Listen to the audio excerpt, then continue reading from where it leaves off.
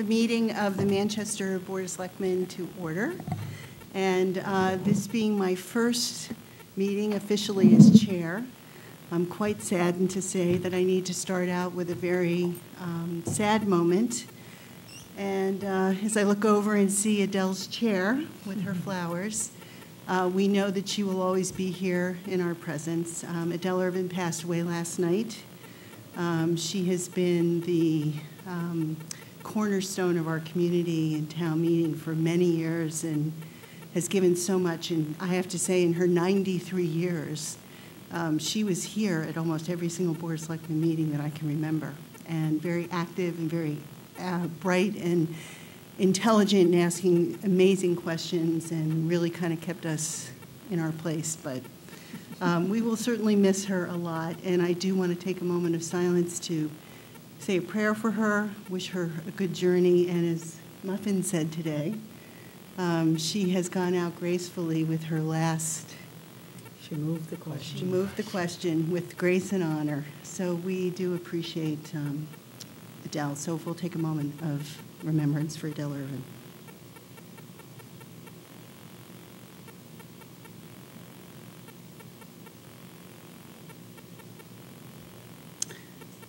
Okay, and unfortunately we have one other person too. George Brown passed away this week, and want to recognize his contribution to the community. He's been with us, and the Brown family, as you know, is historic in town, and another passing of a very important person in our life, and we want to recognize him as well with just a quick moment of silence for George as well.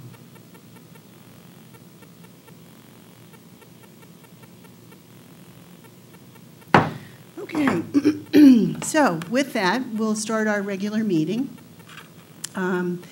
As you know, this is being taped by Cape Ann TV. Our minutes are being taken, and if anybody has their cell phones on or is recording the meeting, please let us know, but if you can silence them, that would be great. We have a full agenda tonight, but the very first thing we're going to start with, before we get into our public hearing, is to see if anybody has any general comments of things that are not on the agenda. Happy to hear any public comment at this point. No? Okay, thank you. So we will start with a public hearing on the establishment of new water and sewer rates. And I would like a motion to open the public hearing, please. So moved. Second. Thank you.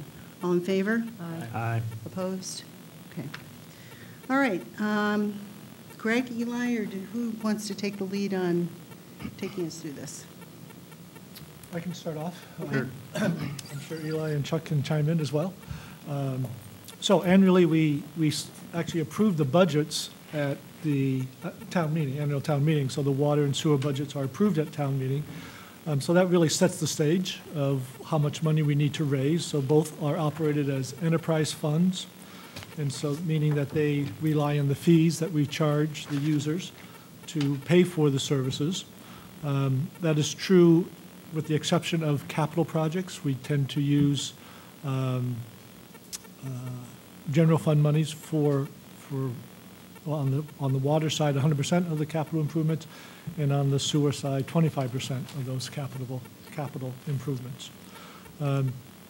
So the budgets were set. They have been growing at an above normal clip, I would say, over the last few years, primarily based on our need to, again, to invest in infrastructure, to invest in renewing and rejuvenating both the water and sewer systems.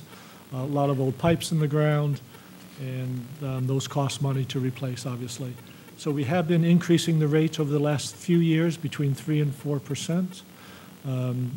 The budgets basically assumed that it would increase by around that same amount this year.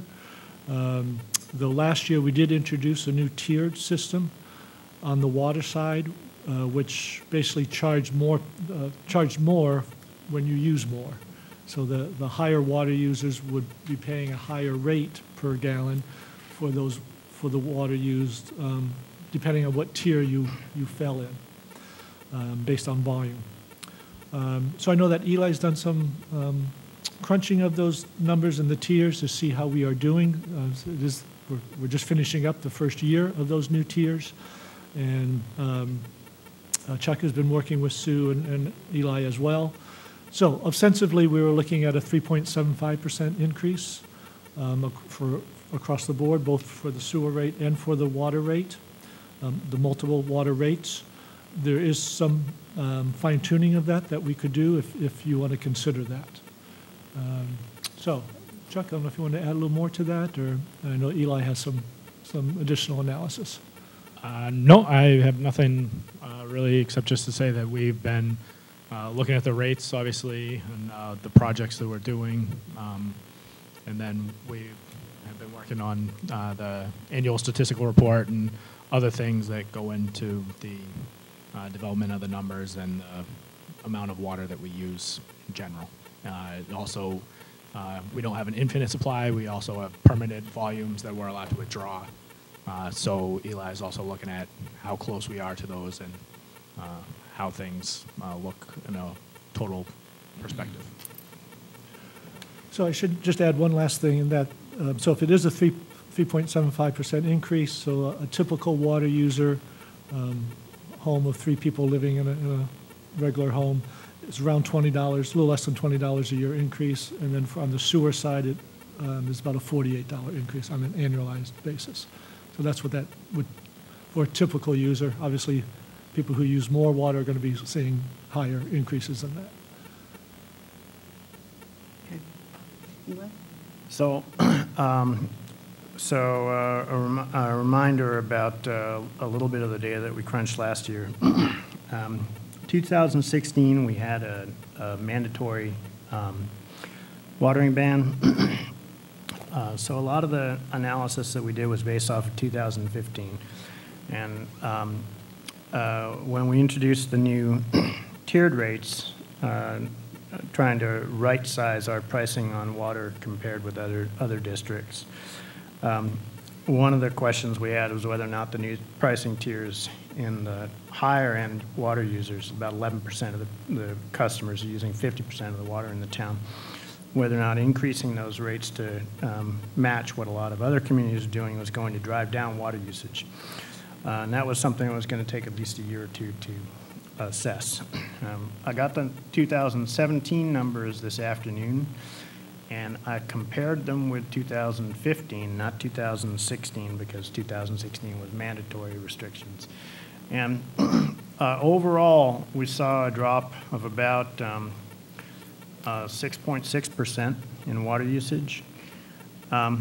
It's not particularly definitive. There was a 20% drop in the third quarter, which is where most of the heavy water usage occurs, but there is also a 20% increase in the fourth quarter. So I'm not really sure about the dynamics that are going on in terms of the water usage yet. I'm not willing to say that we've started probing elasticity of demand and that the prices are actually causing people to water less. Which doesn't give us a clear, cut and dried answer about what we should do with the pricing tiers. If there was clear evidence that we were starting to push down usage based on the prices, might want to hold off on increasing the prices on the higher tiers, but I don't really see that too much right now. So we have a couple of options. We can just do a 3.75% increase across all the tiers, or we can do like a smaller increase on the lower 2 tiers. The lower 2 tiers actually encompass half the water users in town. So half the people in town use less than that second tier, and half the people use more. So we can probably afford to give them a smaller increase, and then again put spread a larger increase across the upper tiers, because part of our goal is to get people to conserve water more. And we may still be able to push that down a little bit if we increase the prices on those tiers, plus give people a break for conserving water in the low tiers. Taking a look at the businesses, the impact of a skewed change like this is probably on the order of $10 a month, I think, the 3.75 with the skew for most businesses, so not a significant increase. I can't say definitively whether or not we should just do a 3.75 increase or whether we should do a larger increase on the higher end. Some rough numbers in terms of revenue. In 2015, I think the calculated revenue was around 1.2 million. In 2017, around 1.3 million. So we did see an increase from the new tiered rates, which is about what we expected. If you compare that total, it's about 5.5%.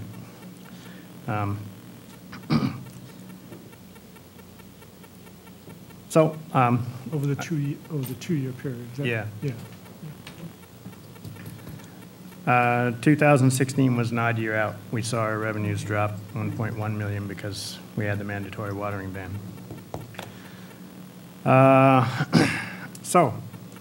We have to decide whether or not we want to do the flat increase or a skewed increase. Arthur? Just as a point of clarification, is one of the goals is addressing water consumption. The other thought from your update to the board, I thought you had also said that there was a goal of covering the cost of repair, right?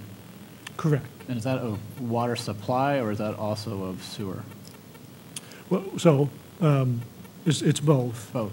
So both the water and sewer rates have been growing. We've been increasing those rates beyond inflation in order to be able to put more money into repairs and capital. Okay, so I guess what I'm trying to distinguish is the use, not all water consumers are necessarily using sewer. Right, so they get a separate bill. Right, so I guess in the increasing of fees, if we're trying to address the cost of sewage repair, can we just unilaterally increase costs across all tiers if certain tiers are not necessarily using sewer? Or using sewer at a higher rate than other tiers? Because the people using sewer are benefiting from the sewer pipes, and so can you make people not using sewer pay for the improvement of sewer pipes? Is there an egality to that? Well, and how would you differentiate? By just breaking it up? I'm not sure necessarily how you specifically address it, but I guess the converse is, can you go and increase fees when someone doesn't necessarily use the thing that the fees are going to repair? Right. But just to be clear, the water fees are only going to water repairs. Okay. And the sewer Okay. fees are only Just going to going sewer to sewer. So it's repairs. already Okay. split. Oh, so Okay. that was my initial question. Okay, Okay, All right, so you are breaking them out? yes. Okay. okay. Okay. So I take back what I said. All right. Muffin, do you have any thoughts? You haven't had an opportunity to, if we were to skew the numbers, you haven't done that yet? I have the numbers. For us to know what it would break out to? Yeah. If we use the skewed tiers, it would be 5.74, 5.84, sorry, 6.58, 7.32, 8.06, and 8.80. And our current tiers are 5.68, 5.78, 6.34, 7.45, and 8.0. Okay.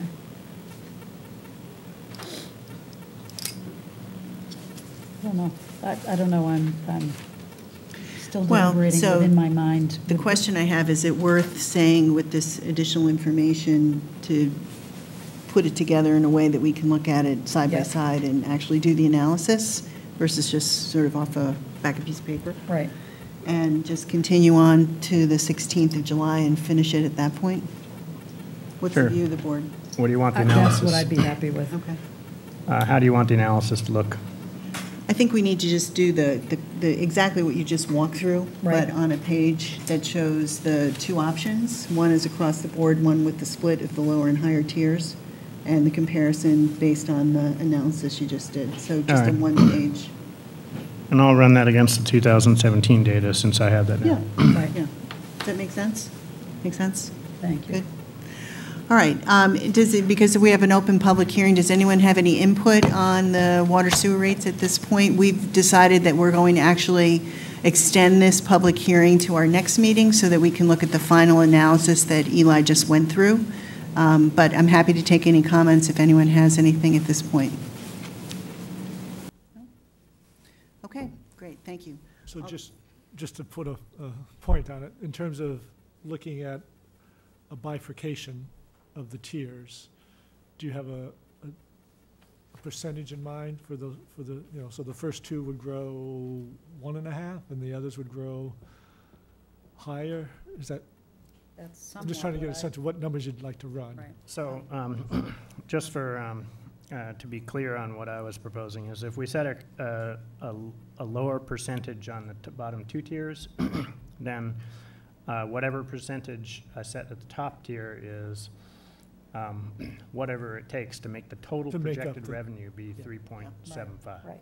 Yeah, And I can give you a couple of options. So I can give you 1 and 1.5 and 2 on the yeah, okay. bottom Yeah. two. That's good, perfect, okay. All right, so with that, I will take a motion to close this public hearing, but also, oh no, to extend, what do I want to say, continue, thank you. Take a motion to continue the public hearing to July 16th. So moved. Second. All in favor? Aye. Aye. Aye, opposed, thank you. Okay. Excuse me, so I'm losing my voice.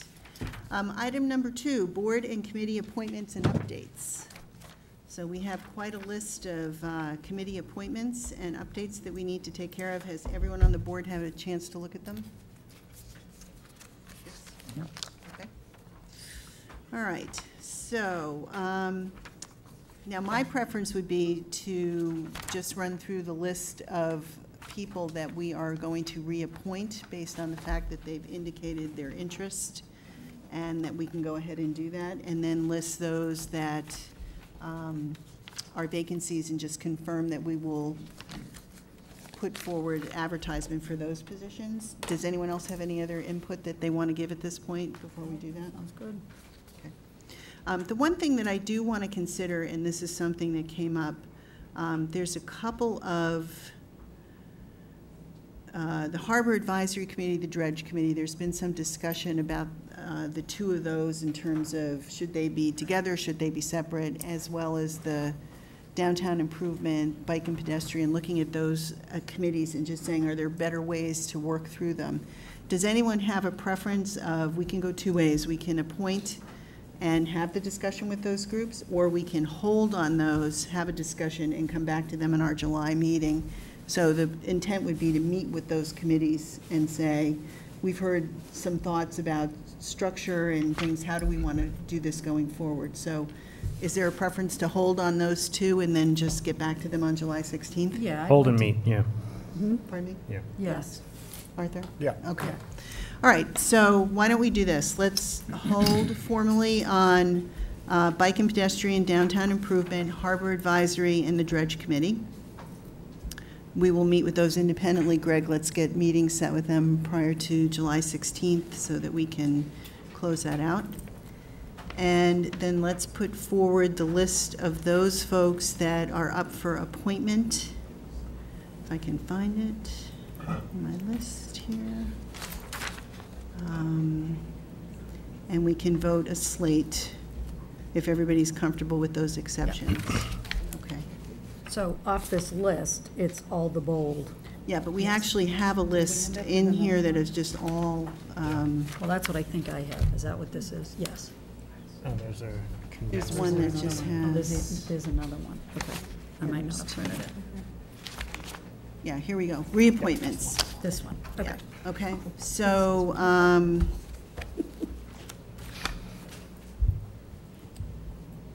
I will go through and just read reappointment names, and we'll just take it as a one final vote.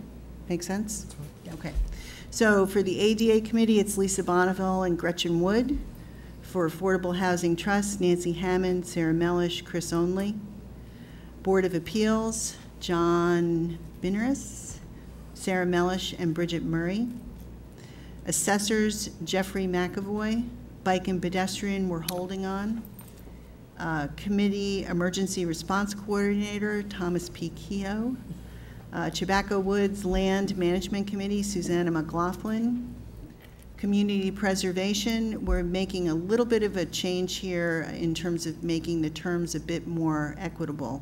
We're recommending that Joe Sabella, Mark Weld, and Jack Burke be reappointed for 3-year terms ending in 2021, and Sue Thorne and Rebecca Campbell be reappointed for 1-year terms ending in 2019. Conservation Commission, Steve Gang, Joseph Puplo. Council on Aging, Stephen Gillespie, Allison Gustafson, and Deb Frazee. Cultural Council, Yvonne Blanchard. Downtown Improvement Committee, we're going to hold on. Dredging Committee, we're holding. Emergency Management Director, Tom Keogh. Finance Committee, Scott Susko, John Croft, Albert Creighton III.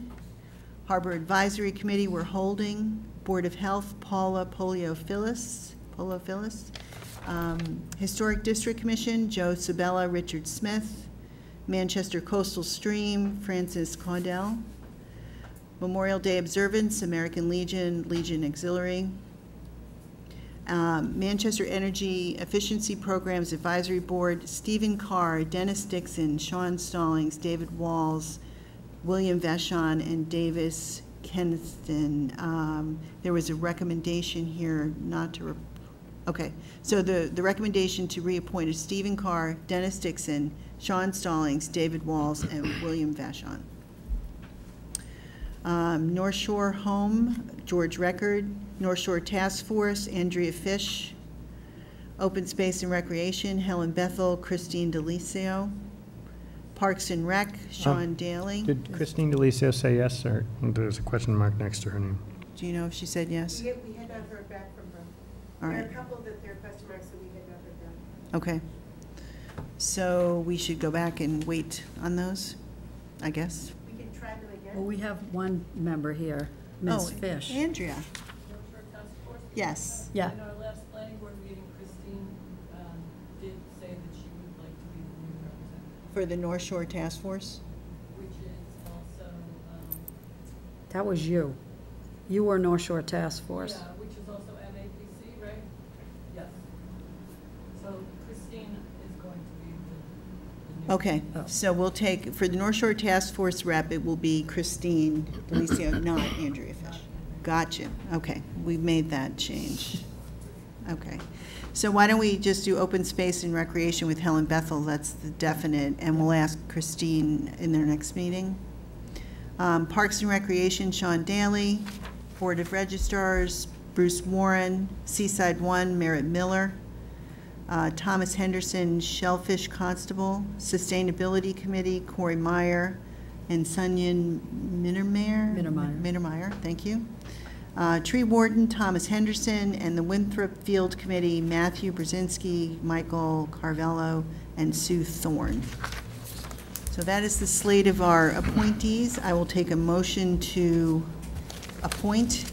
Hang on, I just remembered something that I'd forgotten about. On the Board of Appeals, we reset the terms to 3 years, but I think that we left it that we were supposed to arrange them so that they stagger for rollout, and I'm not sure that we're on a proper schedule with the Board of Appeals right now for rolling people Oh, off. right, okay.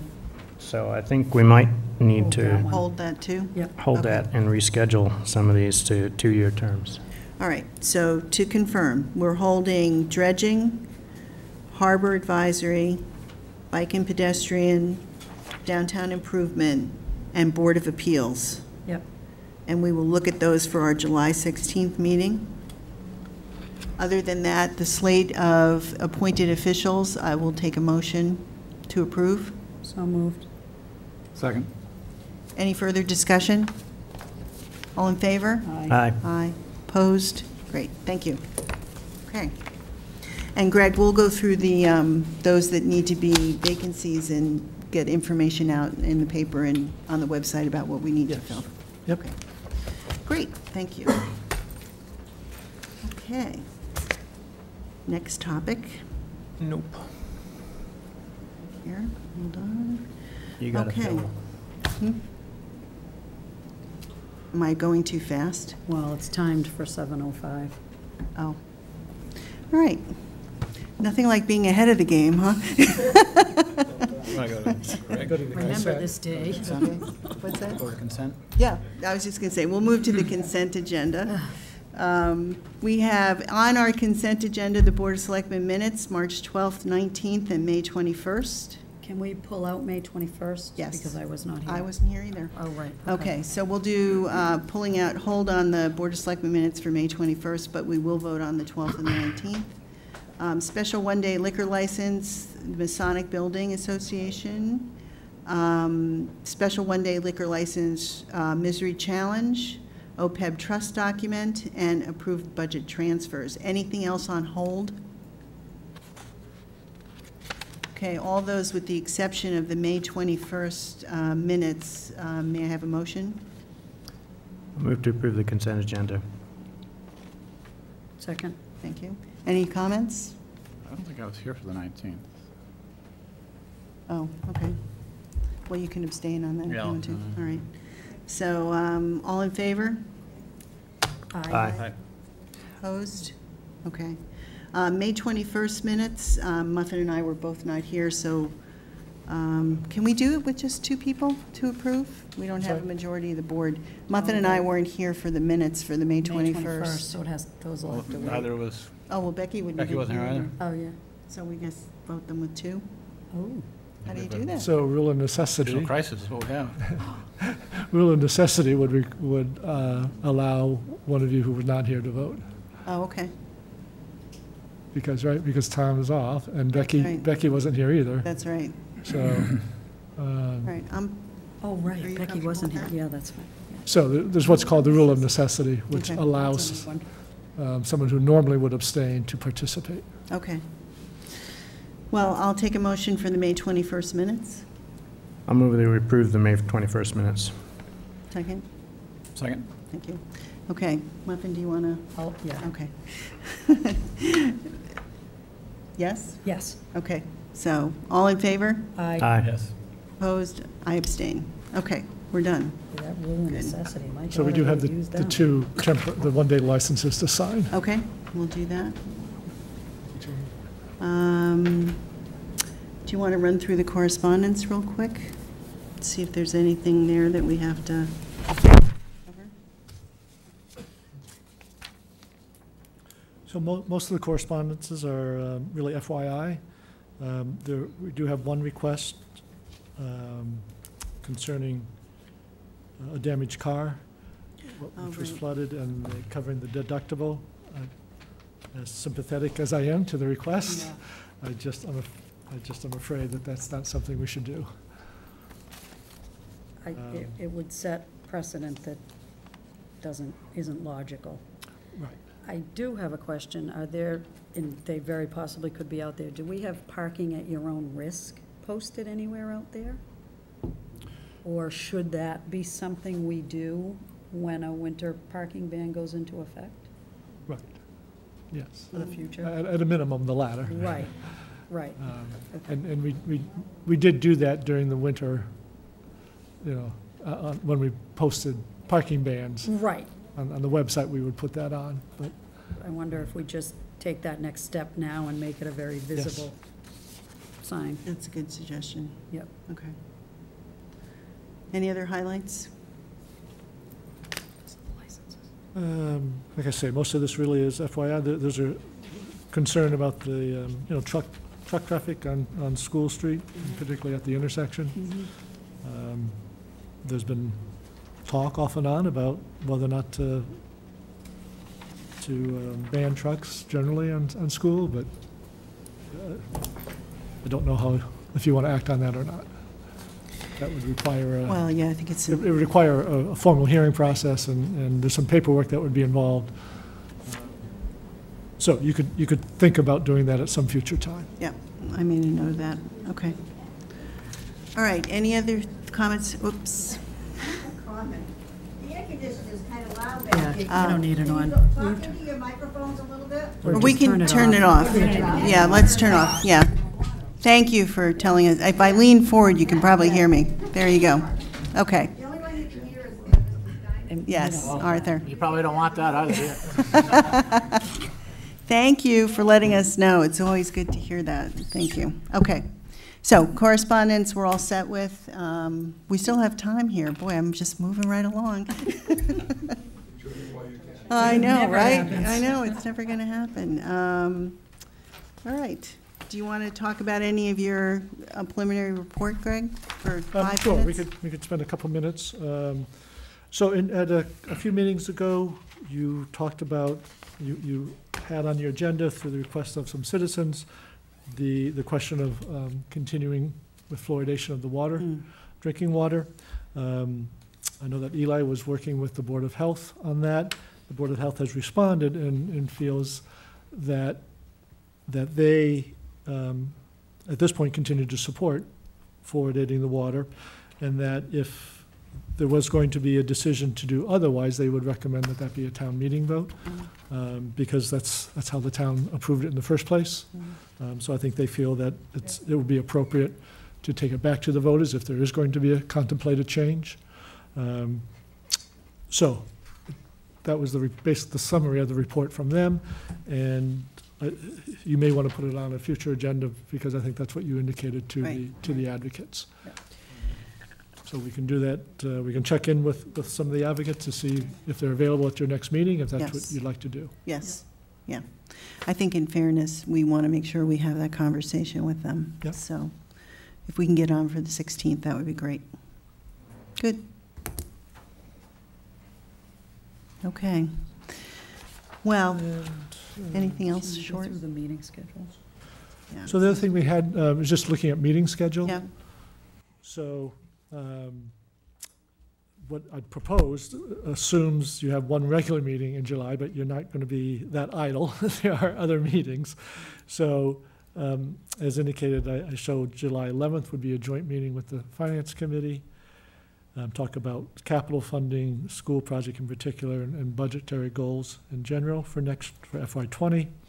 Then the 16th would be your regular meeting, and then on the 25th is a proposed meeting with the school district and with your counterparts from Essex, as well as finance committees from both communities, and what we affectionately call summits with all those boards.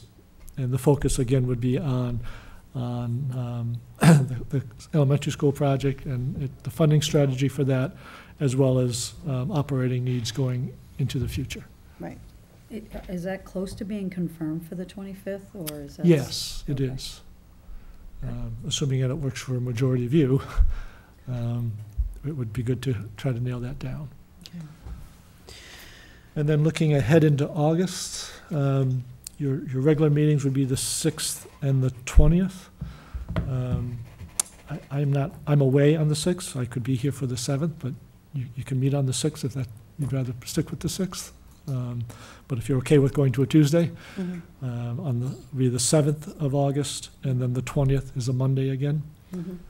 Yep. And then into September, Labor Day is the 3rd, which is the first Monday, so it would be again another Tuesday meeting, September 4th, to avoid the holiday, and then the 18th of September. Great. Perfect. And we set up a Outlook calendar today for the Board of Selectmen, so that on your, and if you need, you should have gotten an invite to join that. We'll be posting all of our meetings and any additional information that we need as things come up. Sonia and I are going to work on that together to make sure everybody gets their calendars updated, so. Is the second one in September the 17th or the 18th? The 18th. 18th is a Tuesday. 18th. Yeah, the 18th is a Tuesday, so it's 17th. Are we back to Monday? or- 17th is Rosh Hashanah, Oh, okay. Got it. so that's, Yep, that's- okay. again, that would be a Tuesday. Yep. Great. Good. All right, well, now, When would be the theoretic vote of the board on the school proposal? So you need to vote the town meeting articles at your September 18th meeting. Right. And- But in terms of the support for the project, it's up to you when you want to do No, that. I guess it'd be the 18th. Is there any merit in meeting with the BOS of Essex in advance? We're meeting with everybody in some combination, except we're not meeting with the Essex BOS. Well, they're with us on the 25th of July. But is there any benefit in meeting one-on-one with them on a range of topics as topics. part of the strategic plan, Yeah?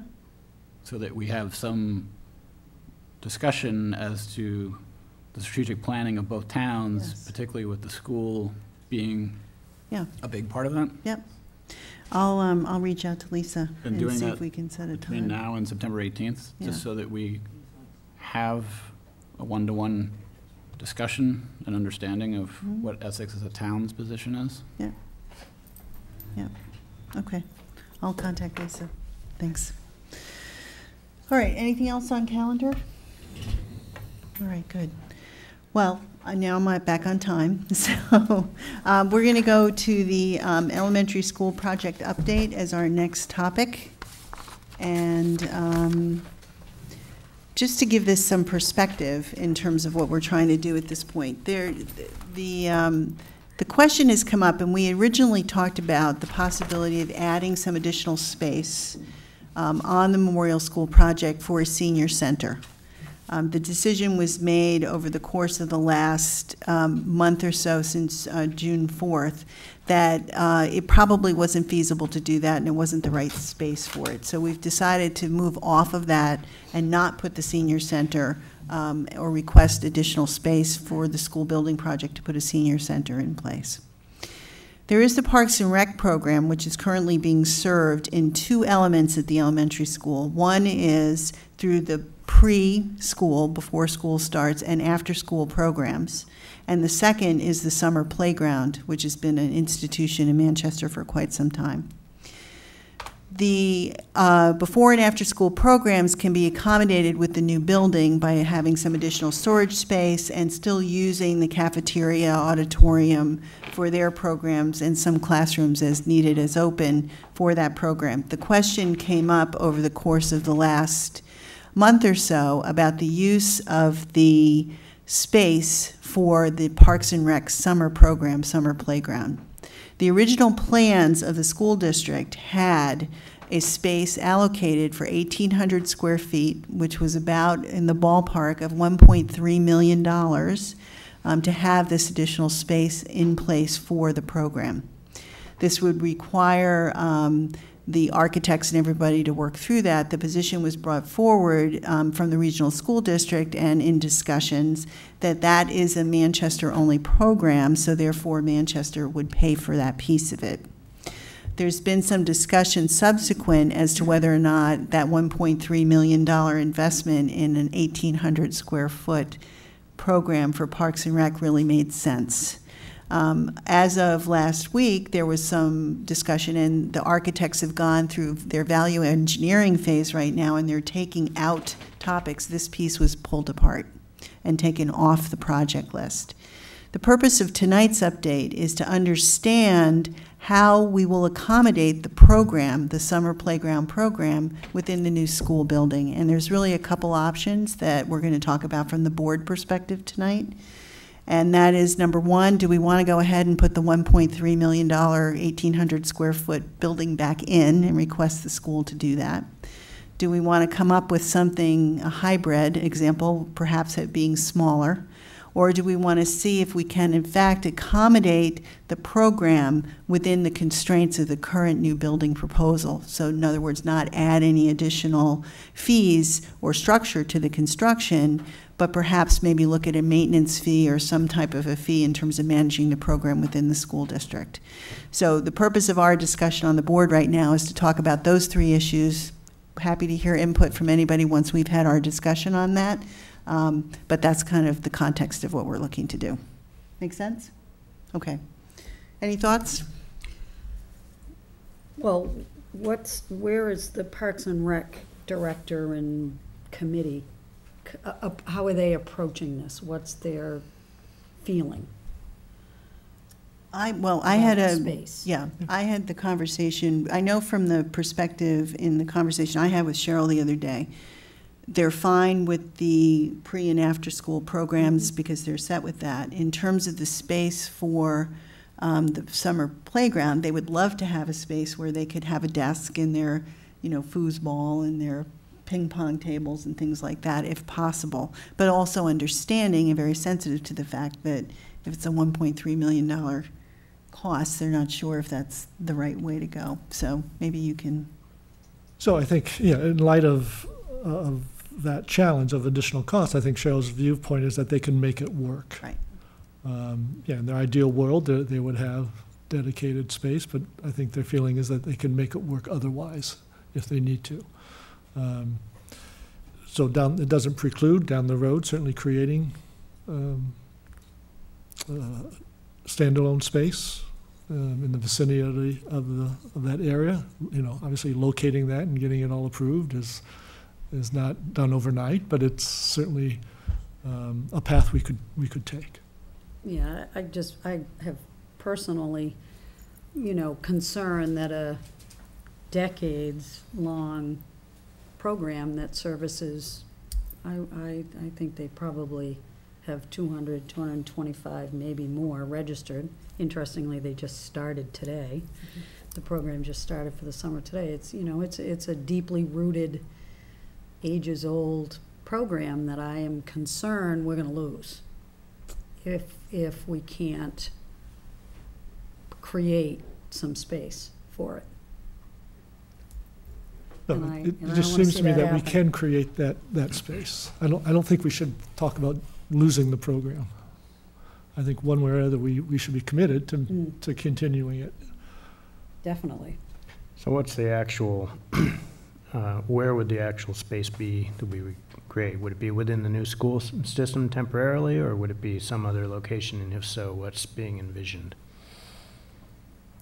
So two approaches. One, if it's within the existing new school, you basically share the space and create, during the summer, it should be relatively easy to work out an agreement with the school to use space that is used differently during the school year, but during the summer can be dedicated to the summer program. So that's option one. Option two is to longer term think about a new facility on the overall campus, but a standalone, not attached to the school.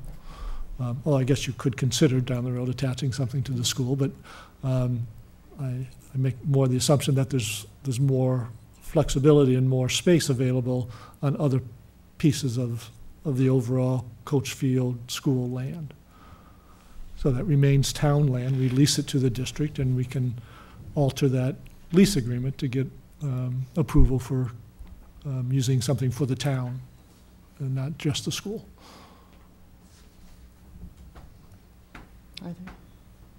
Yeah, I'm concerned that, with all respect to the district, that we have both senior programs and now youth programs in certain degrees of jeopardy. Or not necessarily, if not in jeopardy, then not in strong positions. And I mean, these programs are decades old. I used them when I was that age, and they're an important part of the town. So from the town's interests, I think we need to fix this. I don't, are Essex, actually you don't only answer this question, but are Essex kids permitted into these programs? Yeah, there's a non-resident fee. I mean, is one solution to formally open it to Essex as a non-resident participant and actually make it a part of the school district as summer programs as part of the district? Yeah. Because I don't understand. I don't understand why we would be paying fees to the district to use town land. Well, the concept is for the maintenance of the It is leased by the building. district. It becomes circular logic because Yeah. we're paying taxes to Right. pay for the school on town land, and now we're paying rental fees to the district. That Well, doesn't make any I don't know sense. if it's rental so much as it is Well, maintenance. I don't understand what the maintenance is. The building exists, and the facilities are already maintained. Right. Yes, there is theoretically an incremental cost. Yeah. I don't think it's significant, so I don't know how big these maintenance fees would really need to be. Well, and I think that's all I don't part want of to see it. this turning into a moneymaker for the district. No, I understand that, but I think there's a certain point of it being a brand-new building and just trying to sort that out. So I think there's a couple things to uncouple. One is, we don't know what alternatives would be on the land at all right now, because we're not in a place where we've done any analysis of that. The second piece is that we don't know what the fees or any of the structure or what needs to be negotiated around that at all yet. I think our decision at hand tonight is to say, do we want to look at putting in a $1.3 million Parks and Rec building, or I don't even want to say Parks and Rec, because strategically, we could say, you know, town land is at a premium. This is something that we can actually put in place and have multiple uses on down the road. Is it a value for the town to have an investment in this so that Parks and Rec could use it, but perhaps it would be used for other things as well? And strategically, from a longer-term planning perspective, is 1,800 square feet on the site that is owned by the town worth it? And I think that's fundamentally the question at this point, and whether or not we'd want to spend $1.3 million to do that. I think anywhere you go at this point in talking to people, the incremental cost of building even a standalone is going to be expensive. But I think the real question is do we want to build it so it's part of the school? So for me, when we're talking about combining senior center and Parks and Rec, I was willing to put some shoulder into that and spend some extra money in particular, because it would keep the summer playground program, which I think is important to do, but it would also give us a program that we've long needed. But the feedback from Council on Aging and friends of Council on Aging was that they didn't want the senior center there. So we're still committed, or we have expressed a desire on the board multiple times to push the senior center. So we still want to proceed with that as a priority somewhere. Given that, and given that we want to do that, I think relatively quickly, as soon as we can, I would prefer to find something that is multi-purpose that could be included for the used also for Parks and Rec program, and not spend what's a proportionally higher amount, $1.3 million, at the school to accomplish just like a holding station for summer playground. 1,800 feet is not huge. 3,000 or better square foot place might have been a little bit more flexible and more desirable. So I would support us backing down from the 1.3 million or whatever at the school for Parks and Rec, with the proviso that I'll echo Muffin's and Arthur's comments that summer playground should be preserved, not quite at all costs, but pretty close. Okay. I think we have consensus. Yeah, I just, if the space is not, if we're not gonna look to build that space with the school building project, I would like to see that the school district acknowledge the concerns about the loss of, potentially a loss of a program in that space, and how will they address that with this community in allowing the use of the building with reasonable costs attached. Yeah, okay. All right, so I'm hearing the consensus of the board to say, no, we do not want to pursue a $1.3 million addition for the Parks and Rec, caveated by the fact that we want to get to a very clear negotiation of costs and how that program will be accommodated going forward. Right. Okay. And in the absence of that concern that important elements of the town are not necessarily benefiting from the current plan. Right. if in fact we can't figure out a path forward. Well, and I think it's somewhat of a mandate that we do find a way to make that work, so, okay. I think we're pretty clear on this. I don't know if I need to take a motion and a vote, but I'm happy to do that if somebody wants to make a motion to be formal about it. I think the school district would actually appreciate a formal declaration.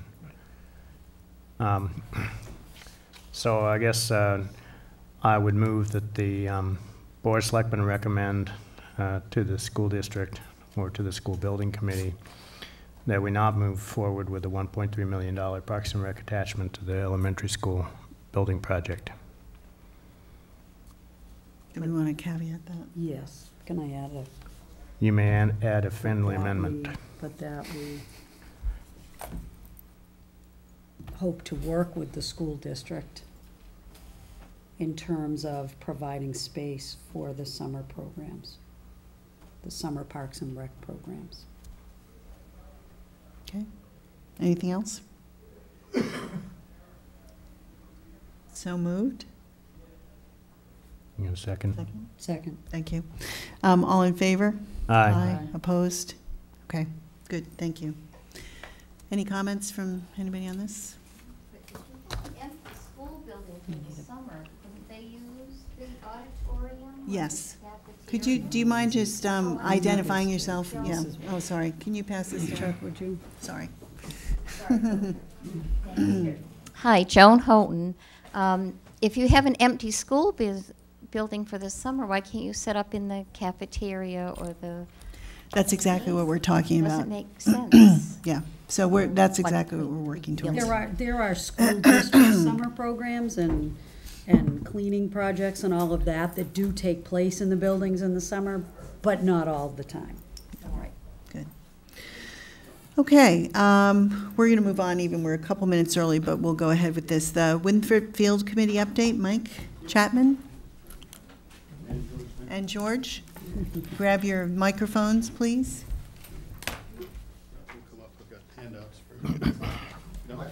Mike's a great spokesman.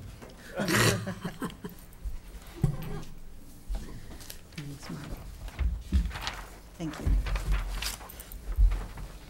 Thank you. Want to hear the good news or the bad news?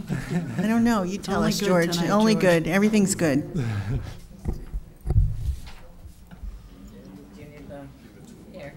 That's okay. So I'm Mike Chapman. I'm the chairman of the Winthrop Field Committee, and we're an advisory committee to the Board of Selectmen. So we come before you every year to give you an update on where we are and how things are going. So as you know, we're a 15-acre site bounded by Bridge Street and Jersey Lane. Committee members, Sue Thorne, Gar Morse, George Nicholas here with me, Jim Maroney, Matt Brzezinski, Mike Carvalho, myself, and our advisor is Ben Rossi. We're a self-funded committee, so no tax dollars are used to maintain the property. Our current account balance held by the town is $51,556, and that was in agreement with the town accountant on January 17th of 2018, so we're in good shape. We've been very lucky the last few years to receive $10,000 donations from the Clara Winthrop Charitable Trust. So that allows us to cover the mowing and baling and also have some extra money to do other maintenance projects. We still have 2 more years left on the mowing, baling, and rotary cut contract with Bill Perkins of Essex. So as long as Bill holds out and the machinery holds out, we're good for another 2 years. We talk about what we're going to do once we're not able to bale anymore, and we continue to look at that and see what our options are. So the projects for this year, brush clearing on the north border and along Bridge Street. We did brush clearing on Saturday, so took some branches and trees that had fallen down during the winter, took care of those. Mowing and baling in late July, that's a little over $4,000 on Bill Perkins' contract.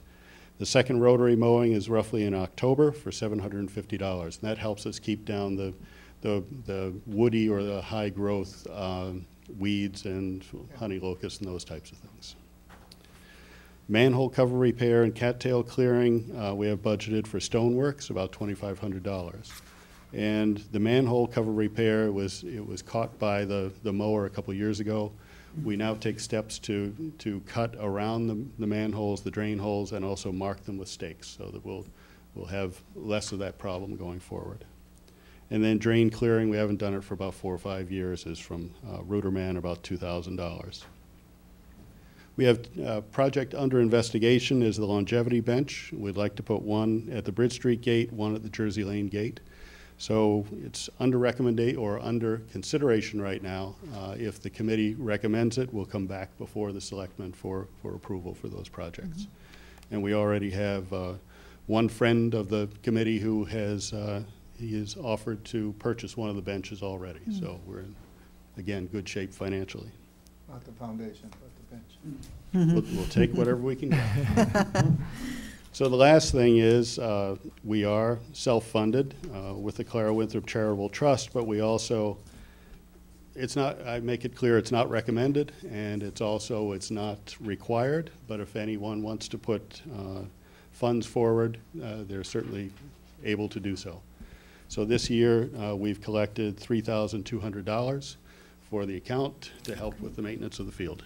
Thank you very much. Great. Okay. George, any other comments?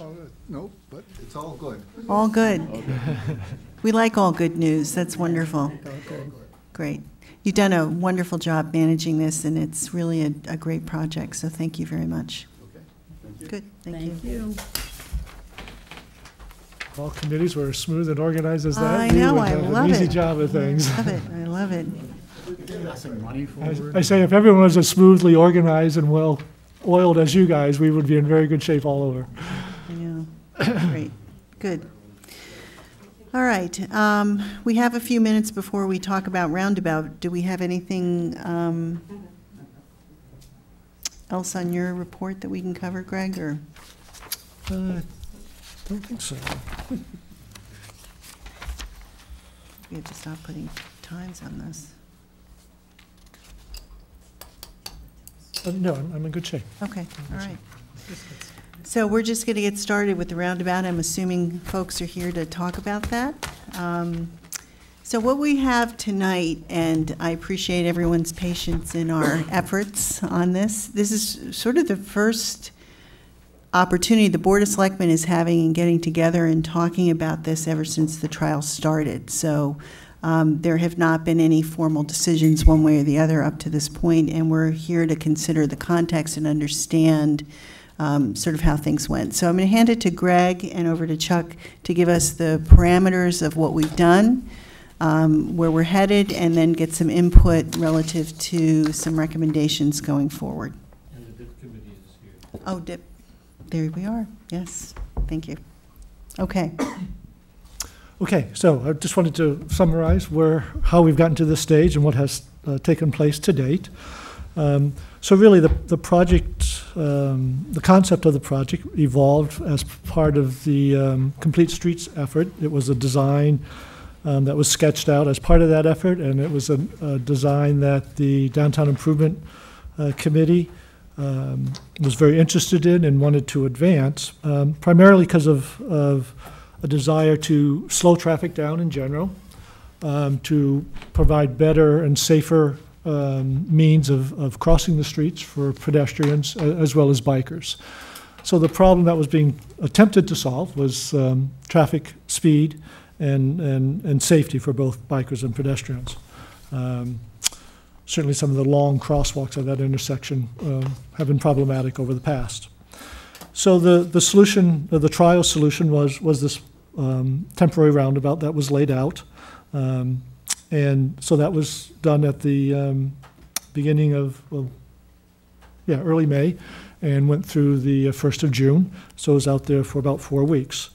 So the results of the trial, there was increasing compliance as time went on. It certainly generated a large amount of public comment. We didn't quite reach 100, but I think we came close to 100 comments on the design and its efficacy. And the vast majority of those comments about 75% of those comments were negative, and that they did not feel like the rotary was, or the roundabout, I should say, was providing an improvement to the situation.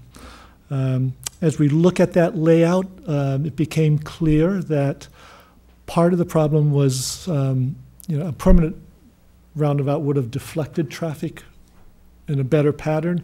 In particular, the traveling vehicles from the west end of town coming from Beverly into town, there was little deflection of that traffic. So those folks were really going through basically at full speed. They were not slowing down as was hoped.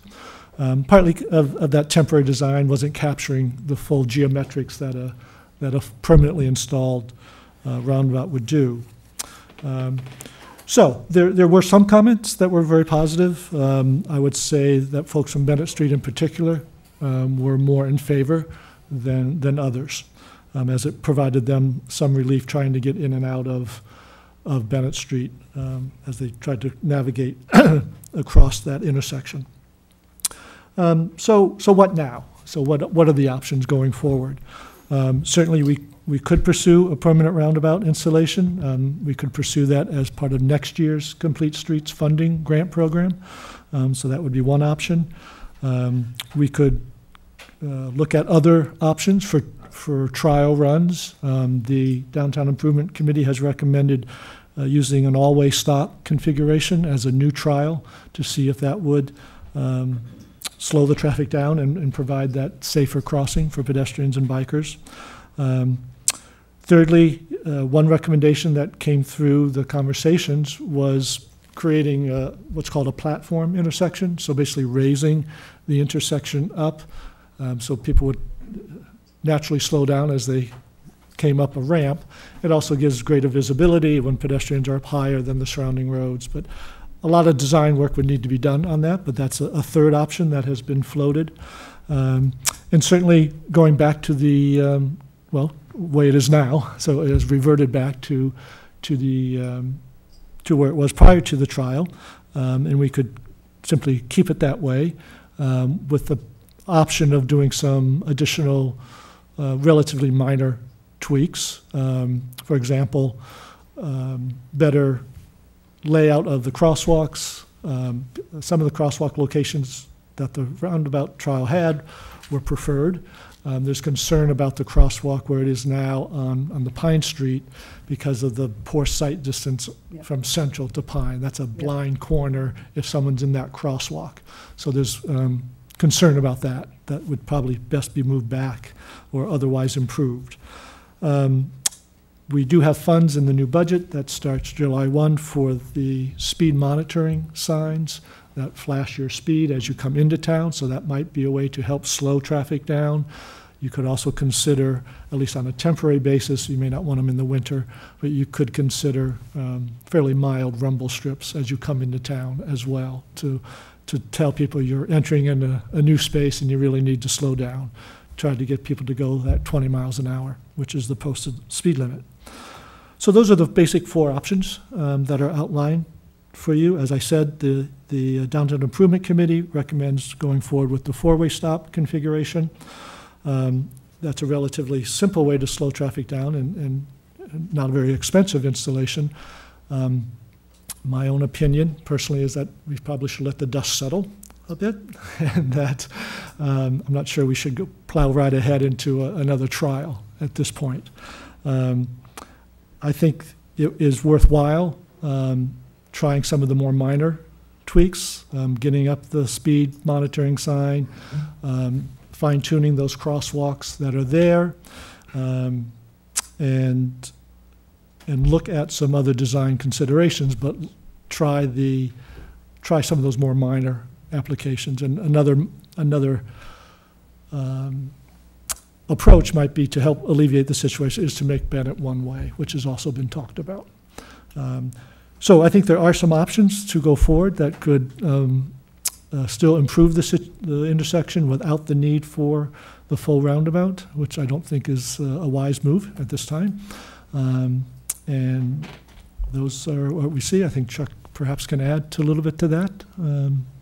Yeah, I think just a couple of things real quick on the trial. One of the other benefits that Greg didn't mention was really the reason for a roundabout in this situation would be more for a air and noise pollution, so that people screaming through the intersection slow down. That makes it more quiet, but also a four-way stop would increase air pollution for people having to stop and idle at the intersection. So And possibly noise too. and the noise of trucks stopping braking and into a starting. full stop and Yeah. then grinding your ears up. So it's more not for passenger cars, but the larger vehicles that are coming in and out of town. So that was an added reason to explore the roundabout. So I think that's just one thing that we would want to highlight.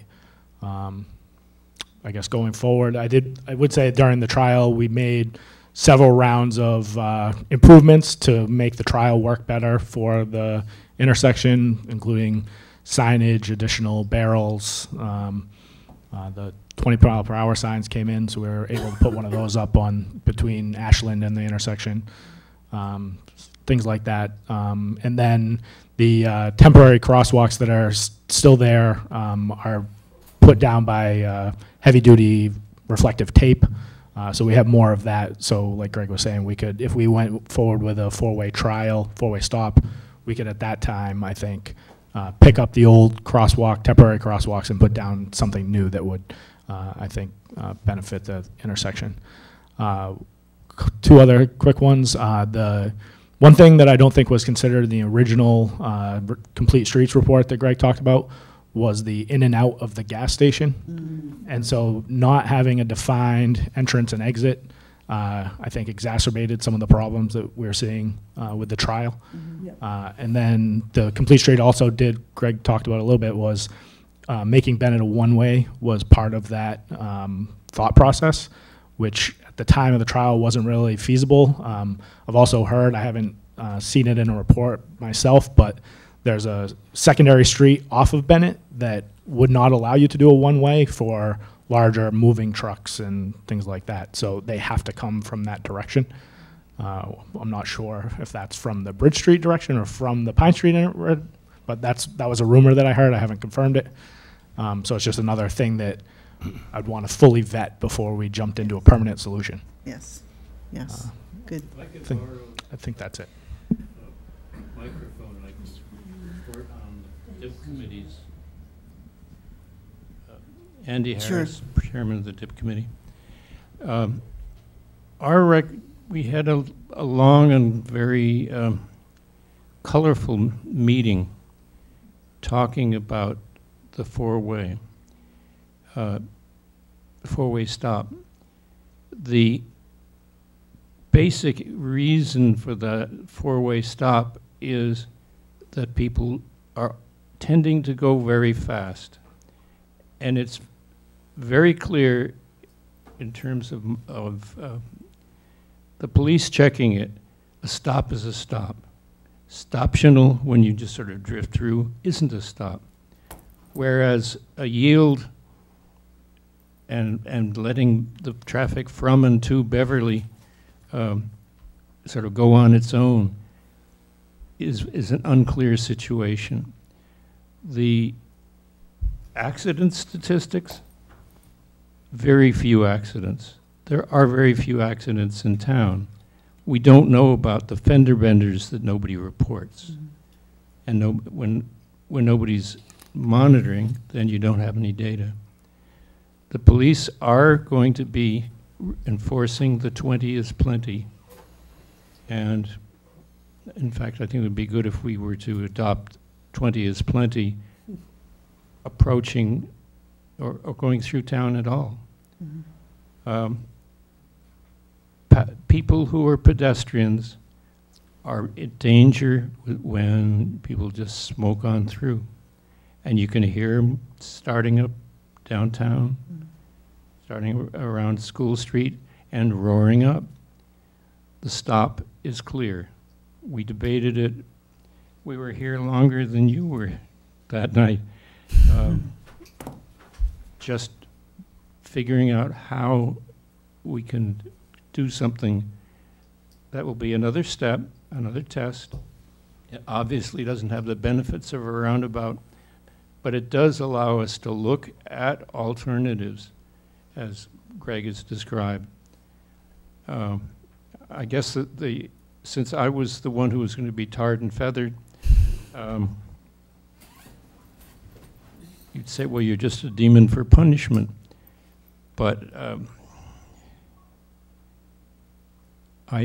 our discussion was quite heated, and we had one abstention. We had the full committee, and we said, four-way stop and work with the police department. I spent time this afternoon talking with Ed.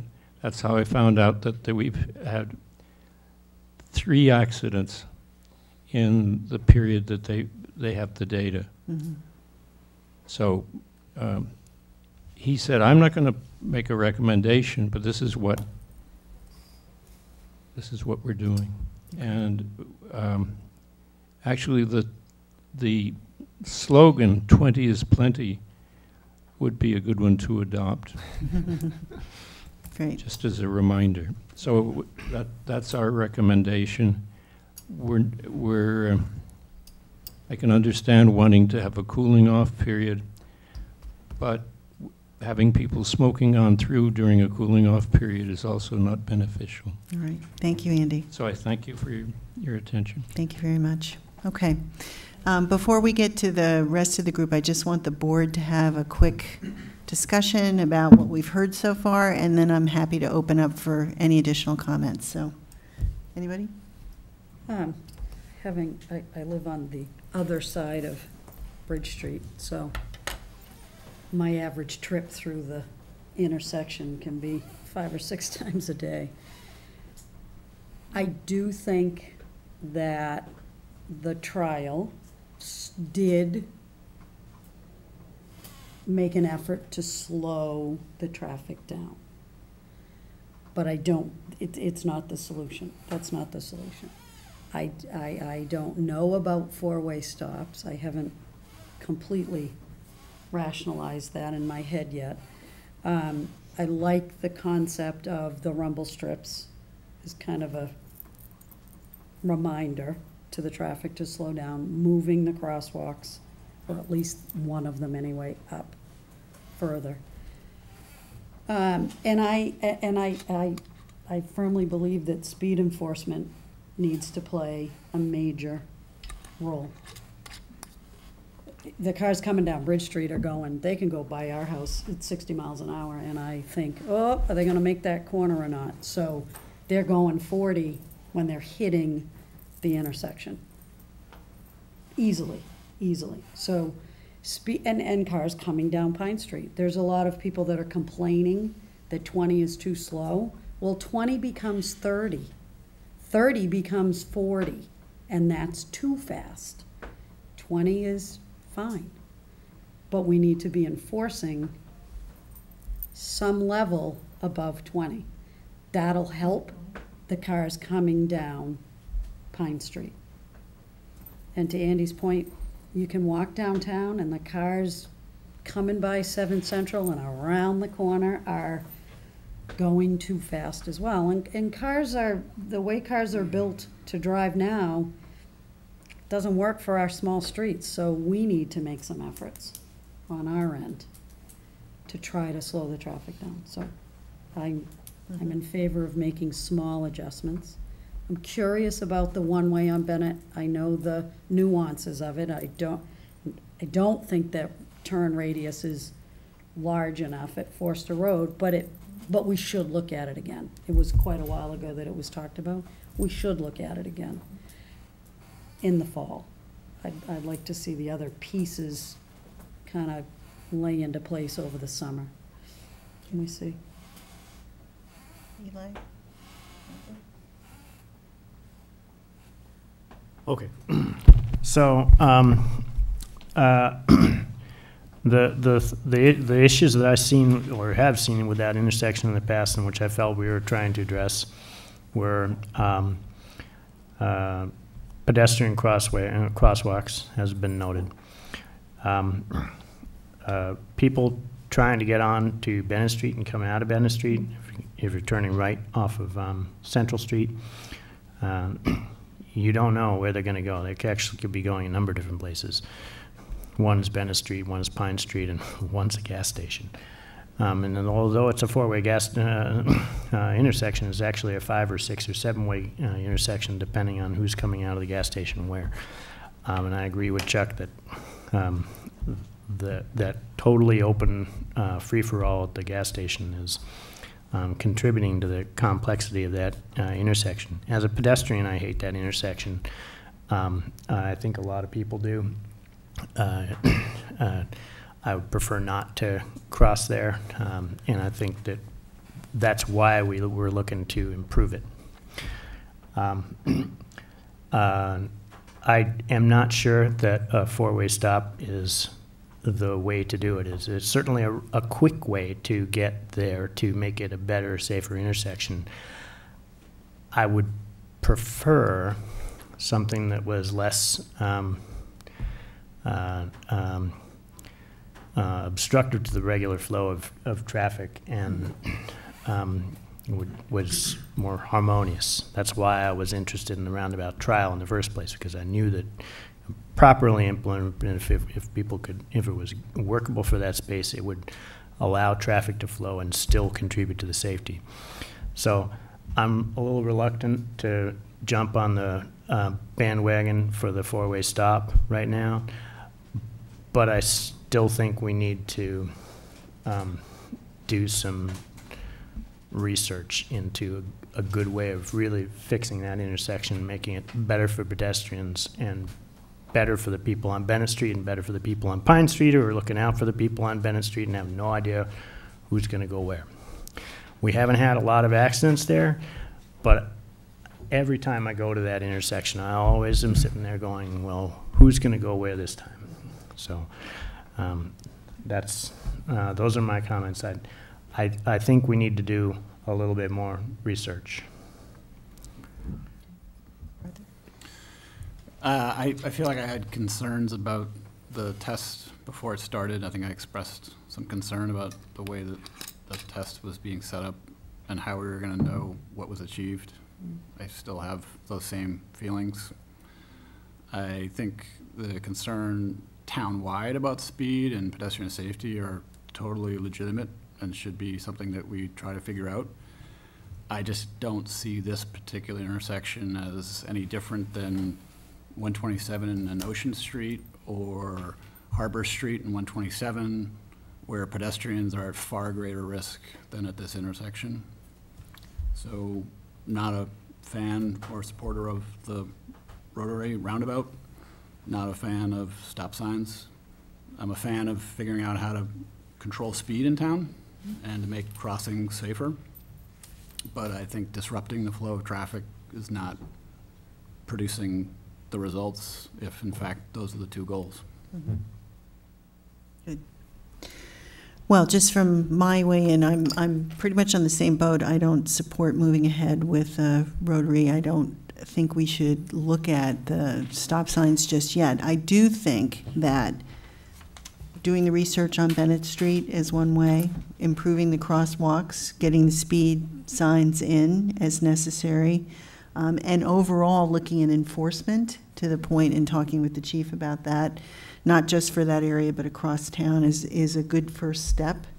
So I would sort of echo what the board has said and move forward with looking at modifications, enhancements, doing a little bit more research on Bennett Street, what we can do there to improve the situation, and look at the more global issue of overall enforcement and speed. The rumble strips are interesting. Maybe that's something we can look at. These are short-term, easy measures that don't require huge changes in behavior or further testing at this point. So I think that's generally the consensus of the board. I'd like to open it up to folks in the audience and get some feedback. Make sure you grab a mic and identify yourself, please.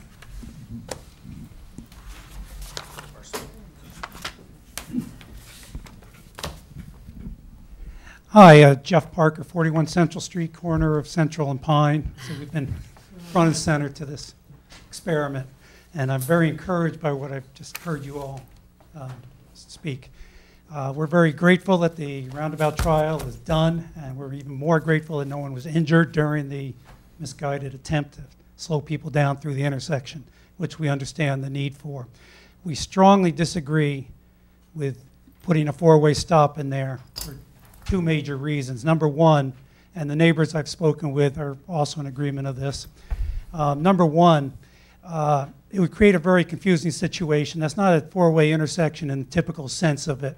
And where you'd be waiting for the person on your, if you all arrive at the intersection at the same time, you'd be waiting for the person on the right to go first. The person on Central Street would be waiting for the person on Pine Street to go. Well, the same problem we have with the roundabouts, people on Pine Street know they're entering a major thoroughfare in town. They are not going to break their habit of waiting for that thoroughfare to clear. So they're not going to go first. They're going to be looking to Bridge Street, which is a long way away, to make hand signals to indicate to the people on Bridge Street that they're supposed to go first, and Bridge Street has nobody on the right. So I think we create a great amount of confusion, which would slow up traffic. I would say approximately 60 to 75% of the traffic through that intersection travels north-south on 127. As unorthodox as that intersection is, and amazingly as it is, it flows through seamlessly with very few accidents, and it's miraculous, but it works. It has worked. It will continue to work. I understand the intrepidation of people trying to cross there. That's something we need to work on, and I'm very encouraged about the suggestions that have been made to slow traffic inbound in on Bridge Street. I think that's our major issue. Outbound on Central Street, when the street is empty early in the morning or in the evening, that's when people tend to pick up speed. When it's more busy during the day, the speed is more controlled through there. The other biggest concern that we have with putting stop signs in there is that 2 points. Number one, we're supposed to be a green town. We would definitely back up traffic during higher volume times past all of our driveways. The trucks, as Chuck said, and the motorcycles would have to rev up and let out their clutches every time they inched ahead through into the intersection. The noise pollution would be greatly increased, and the air pollution, and most of us leave our windows and doors open, would be greatly increased. And that's all with the 75% of traffic that now flows seamlessly through that intersection. So I would strongly recommend using other alternatives to try to slow traffic down. Those flashing speed limit signs, generally I've seen people tap their brakes and assess their speed. So I would love to try those kind of things before we even consider. And one of the quick comments about crosswalks, they are extremely dangerous. Where most of our crosswalks do not have cutouts going up onto the curbs, we have a lot of elderly people and people pushing carriages, and it's essentially get out of the street as quickly as possible. And the other day, my mother, 90-year-old mother-in-law, was trying to get up onto the sidewalk on the north side of Central Street, and she's having trouble getting her walker up onto the curb. And the cars actually started honking at her as she was trying to panic to get up onto it. We definitely need to try to address cutouts where we choose to put our crosswalks. And that's a major issue. And one other very quick thing has nothing to do with any of this. I would love to know why there is no stop sign at the bottom of School Street, except for 50 feet across the other side of the intersection. Nobody stops before the crosswalk where the stop line is. Why aren't there stop signs at the stop line? I mean, the only stop sign is 50 feet across the other side of the intersection. Just defies logic, and that's one of the more dangerous crosswalks in town. So We'll take a look. We'll take a look. Thank you. Work at this intersection, but it is currently working. Yeah. And has worked. So thank you for your comments. Appreciate it. Thank you. Great, Marty. Oh. Thank you. Actually, this is Marty Farmer. I live at 12 Bridge Street, and the traffic goes past our house at quite a clip, and it comes around the corner by Ashland at quite a clip. Our cars have actually been hit a couple of times. The mirror's knocked off because people are going by there really fast. So the idea of the flashing speed limit sign, I work in Beverly. There are a couple of them there, especially near schools. It's amazing how effective those are because most people are just unconsciously driving too fast. And you see that and you do slow down. So I think those are a really good choice. You probably need it just before you get to Ashland. And I also like the idea of the rumble strips. Speed bumps were used in Beverly and taken out. They didn't work. They drove people nuts. Rumble strips are pretty effective. I mean, basically people need more of a reminder. And both of those things are relatively less invasive and probably pretty effective. And if you're going to do something that's a trial, I would surely recommend trying those. Okay, thank you. Mr. Keough. Tom Keough, 20 Lincoln Street. Nice to see all of you up there. I bet. If people, Yeah. if people continue to be absent, I figure my picture is going to be on the front page I know, right? until Labor Day. Now for the serious part. As you know, I was against the roundabout trial when it was proposed, and I sent you a significant letter detailing the reasons why I thought it didn't work. And the main reason is the central island that was developed there does not have a big enough diameter. You don't have to travel very far to see a recently installed roundabout at the end of the Route 22 exit right off of Route 128, where they have a nice big central island, and they also have lanes marked so people know that if you want to go around the roundabout, you're in this lane. If you're going to take a quick right, you're in this lane. So I would encourage you to no longer consider that, say the trial is over and that's it.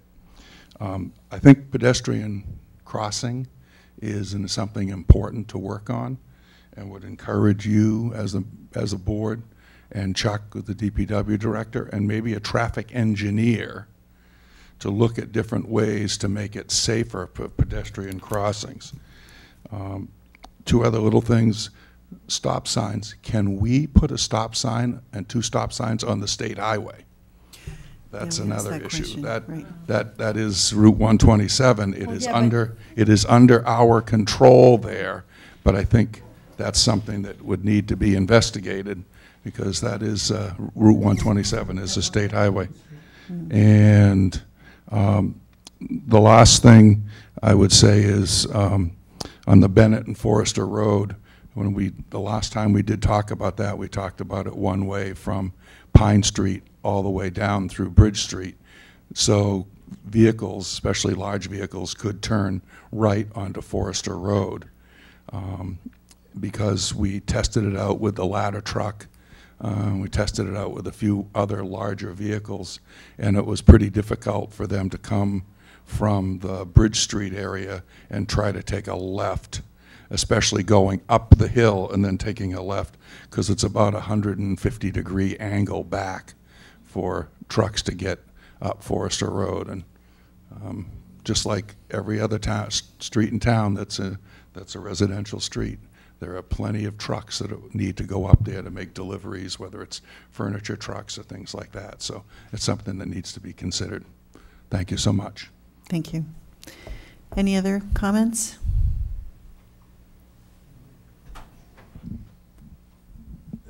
Kurtz Fataka, I live on Bennett Street.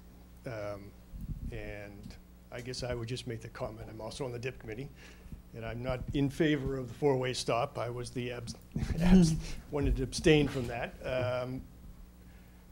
I think the main cause of this problem in the intersection is speed. Slowing some of the speeds down coming into the intersection would have made the rotary better, Yeah. but it would just make the intersection better in general. So anything to do to calm the speed down would be good. I know we voted for the 20 speed limits around town, and I know Chuck's new, so we probably don't have all the signs up that we thought we might have had, but that's something we're still working through. But I think that calming measure is a big thing for the intersection. One thing I commented about Bennett Street, talking about making it one way or the other. No matter which way you make it, it's not good. If you're going up the hill, you're cutting across in front of the people on Pine Street. If you make it down the hill, when you're coming out of Bennett Street, you can't go up Pine Street because all the cars are coming down that way. So, and also living on Bennett Street, I kind of like that it's narrow because people go up the hill too fast, and having it narrow and having it two ways calms the people on Bennett Street down going so fast up and down the hill. So there's a benefit to having it a two-way street. I don't think making it a one-way is advantageous one way or the other. Thank you. Any other comments? No? Okay. All right, well, thank you very much for your input. We appreciate it. It may not have been pretty, but we certainly got our information, and I thank you for your recognition that we took some time to deliberate this in a rational way. So I think from a marching order perspective, identifying any engineering opportunities we have for Bennett, and if we do decide to go forward with that, the crosswalks, the speed, looking at the rumble strips as a possible idea, the speed slowing signs as soon as we can get those in place. And I would just start there and also talk overall around enforcement across the whole town around speed and what we look at, because I think that's important as well. So, did you have something? I do have a question. I'll just talk loud. No, you have No, I'm sorry, I didn't say something. Yeah, sorry. Oh, yeah, I'm sorry, I didn't say something sooner about, but I agree with much of what was said in the room. I think it does. Can you just identify yourself? My name's Carly Cook, and I live on 1 Masconomo Street. Thank you. I agree with much of what was said in the room, and I think that slowing down the speed of traffic in town would be great. I think there's concerns all over town and not just at that one particular location. I think enforcement would greatly help. It is dangerous that, when you're coming on Central and you take that right, I don't know where the crosswalk was before, but I feel like just the other day we were taking it, there was somebody trying to cross the street, and it seemed it was a timing thing, and we weren't driving fast, but it was just a dangerous, just right where it was. You know, we were just traveling at, 20 is plenty. So we were traveling at 20 is plenty. So that is one thing I'd like to say. I don't think that the four-way stop sign would help, and I do think that the flashing stop signs maybe would work. I have seen one place in town, which was on Summer Street, right by C Street, right that summer. I saw a woman almost be killed crossing the street with her child when the sign was flashing. So it's, like I said, it was a very scary situation. And then my last question is, I was curious to know, I was at the DIP committee meeting, and I'm not sure if somebody in the room has responded back to my question, but what are the 2 other projects that are slated for the Safe Streets trials, talks, or I know that there was 18 of them that were proposed. I know that they weren't in order as you know, in terms of how they've gone so far, but I'm still curious to know what the other 2 numbers are that are slated for either trials or implementation, or we talk about so much about where we can find the money to help with the summer program, the summer playground, or the seniors, the senior center. We just spent more than $25,000 on a trial for a roundabout. So No. Well, that's what it said in the Safe Streets guide. No. Do you want to respond? I don't to have that, it Chuck? with me. But Yeah, no, that's okay. No, I think that was an estimate of what we did not spend that. Yeah, I'm not. Yeah. I'm not sure what where you read that, but no. So but that wasn't what they were talking about. They must have been talking about either the engineering involved with it or something, but it would have been implementing an actual. It's a line item, and it says $25,000 for that one Well, particular. we found a better way. So we did. Maybe it was because we did it in house versus that, but the materials were less than 2,000 probably.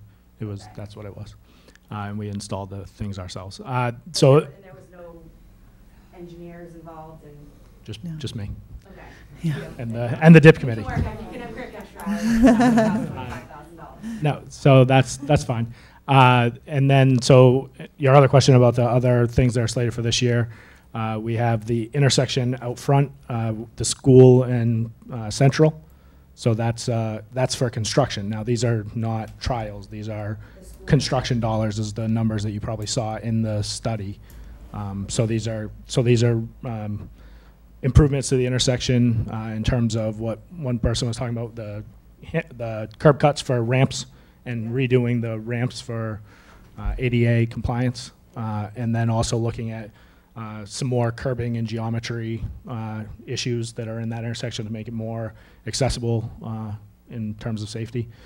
So that's the one intersection. Then going just further down the street onto Union and Beach. Yep. So just a little bit further down. I have it in my office. We can go look at it. But so just a little bit further down, the next intersection down, basically similar improvements to what I just talked about, curbing, crosswalks, ADA compliance. And then the third one is the Beach Street down to Singing Beach. And there's opportunities there for improvements for the sidewalk and bike and ped access. The scope of that one is yet to be determined. There's town money appropriated for engineering of those 3 projects, and the construction dollars are funded by the state as part of the Complete Streets program, so it's not coming out of the town pockets in the end. Yeah, so the Complete Streets project was a state-funded opportunity for us to have them come do a complete assessment, come up with the 18 recommendations. We spent time prioritizing some of the most important. The engineering cost is incumbent on the town to choose those projects when we go, but the actual cost of construction is off of a grant and it's funded. So it's a combination of dollars being used. So we did not use $25,000 of town money to test this, and nor would we move forward with anything until we had opportunity to share information, understand what we're doing. These smaller projects are the easier ones. They're the ones that were sort of put forward as the front piece. But any changes you've heard that are major would all have to go through a complete process before we got, and we only fund a couple a year as we go forward with them, so that's how the project works. So the Complete Streets package itself is pretty overwhelming, and I can understand reading that. Looks like a lot. None of that is as saying that this is what we're going to do every single time. It's recommendations that we will vet, we'll work through our DPW, and make sure that we're doing them appropriately. Okay. Any other questions or thoughts? Okay. All right, board members, anything else? Greg? No? Good for now. All right, well, I think we're done for the evening. I want to thank you for, oh, did you have something? Did I miss something? Item 10. Oh. Is this item 10? I guess I'm just moving ahead. Oh, I know. I knew about that. I was just talking for the general meeting itself. Yeah. Okay. All right, we are going to adjourn to go into an executive session for the purpose of litigation, possible litigation, but we want to thank you very much for your attendance. Hope you come back again sometime. They were all done within the consent agenda. We all did it. They were accepted. Good. We did it all within the consent agenda. Oh, thank you. Buy your tickets. Buy your tickets. Have a good night. Okay, thank you, everyone.